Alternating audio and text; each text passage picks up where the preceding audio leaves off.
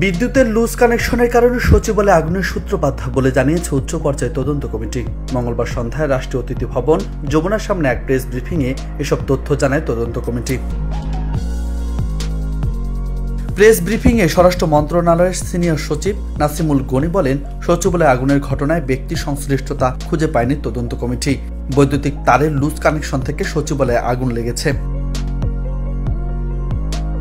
এই সময় তদন্ত কমিটির অন্যতম সদস্য বুয়েটের অধ্যাপক ডক্টর মাকসুদ হেলালি জানান, প্রাথমিক তদন্ত প্রতিবেদন প্রধান উপদেষ্টার কাছে দাখিল করা হয়েছে। তার সঙ্গে প্রাথমিক তদন্ত কমিটির রিপোর্ট নিয়ে প্রায় 1 ঘন্টা বিস্তারিত আলোচনা হয়েছে। প্রধান উপদেষ্টা বিশেষজ্ঞ দলের কাছে বিভিন্ন বিষয়ে খুঁটিনাটি জেনে নিয়ে ভবিষ্যতে করণীয় সম্পর্কে প্রয়োজনীয় দিক নির্দেশনা দিয়েছেন।